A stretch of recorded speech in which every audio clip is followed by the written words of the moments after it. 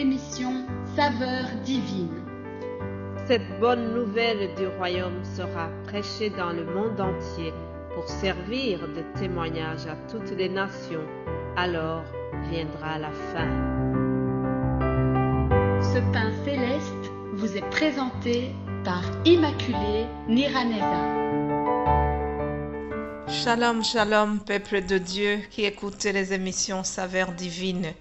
C'est avec une très grande joie que je vous reviens après 2 semaines d'absence qui sont liées à la maladie. Et je voudrais commencer par remercier vous tous qui m'avez encouragé pendant ma maladie. Vraiment, j'ai remarqué que nous formons une merveilleuse communauté de frères et sœurs. Et des fois, je témoigne comment le diable m'a volé une sœur. Cependant, Dieu m'a remboursé en me donnant plusieurs autres sœurs et des frères.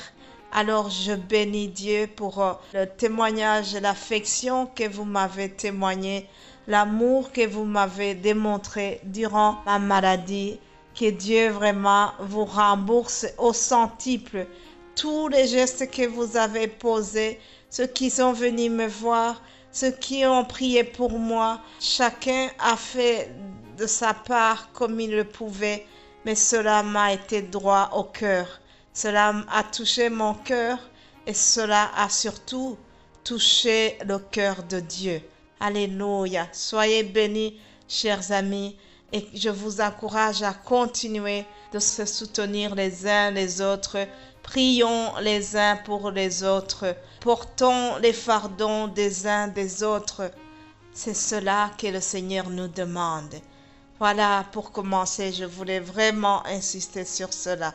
Je bénis Dieu parce que je vais relativement mieux. Ce qui m'est arrivé ne doit pas être un frein pour l'évangile.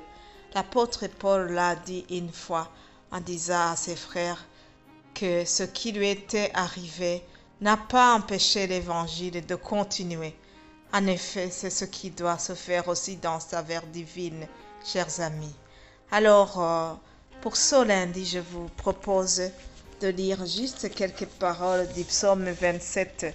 Je ne ferai pas un long message parce que je ne suis pas encore dans l'état de faire des longs messages. Cependant, je vous donne ceci comme une salutation et une introduction pour notre semaine. Psaume 27, le titre c'est « Le triomphe de la foi ». C'est un psaume de David et il a écrit ceci. « L'Éternel est ma lumière et mon salut. De qui aurais-je crainte? L'Éternel est le soutien de ma vie. De qui aurais-je peur? Quand des méchants s'avancent contre moi pour dévorer ma chair, ce sont des persécuteurs et mes ennemis qui chancellent et tombent. Si une armée se campait contre moi, mon cœur n'aurait aucune crainte. Si une guerre s'élevait contre moi, je serais malgré cela plein de confiance. Je demande à l'Éternel une chose que je désire ardemment. Je voudrais habiter toute ma vie dans la maison de l'Éternel pour contempler la magnificence de l'Éternel et pour admirer son temple. Alléluia, alléluia. Quel triomphe de la foi, quelle confiance en Dieu. David, le serviteur de Dieu, a rencontré beaucoup d'épreuves. Il a dû affronter la haine de ses frères et même, je dirais, de ses parents qui l'avaient dénigré, qui préféraient ses frères à lui.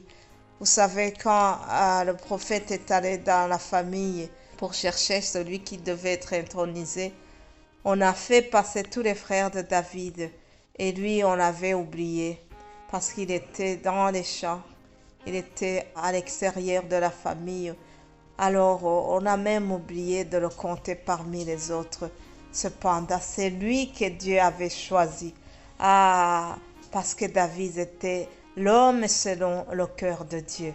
Et finalement, on a demandé à ce qu'on aille le chercher. Lui qui était oublié par ses parents, l'Éternel l'avait déjà vu. L'Éternel l'avait choisi. Il s'est écrié que David est l'homme selon mon cœur. Alléluia. Je prie que tu sois l'homme selon le cœur de Dieu, que tu sois la femme selon le cœur de Dieu, que nous puissions réjouir l'Éternel, que nous puissions réjouir notre Seigneur. Alléluia. Ah, l'Éternel est le soutien de ma vie. C'est ce que David a déclaré. Déclarons cela aussi toute la semaine. Ah, des versets pareils ont été vraiment des vitamines pour moi pendant la maladie. Et ça continue d'être des vitamines. Un grand soutien, l'Éternel, le soutien de ma vie. De qui aurais-je peur? Je n'ai même pas peur de la maladie. Je n'ai pas peur du Covid, car je sais que l'Éternel est le soutien de ma vie. Ces derniers temps, des méchants se sont avancés contre moi. Ils ont voulu dévorer ma chair.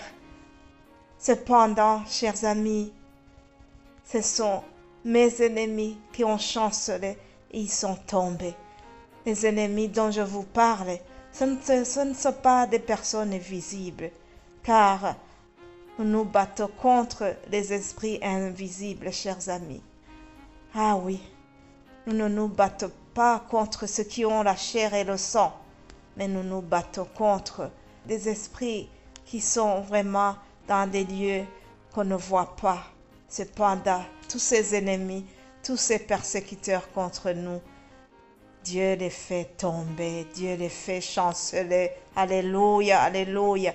Alors David déclare que même si une armée campait contre lui, son cœur n'aura pas de crainte.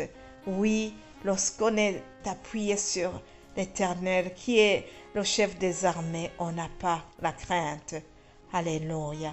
Ah, David termine en disant qu'il y a une chose qu'il demande à l'Éternel, c'est de demeurer, habiter dans la maison de Dieu, contempler la magnificence de l'Éternel, admirer son temple. C'est ça son grand désir. Alléluia. Parce qu'il savait que l'Éternel a fait beaucoup de choses pour lui.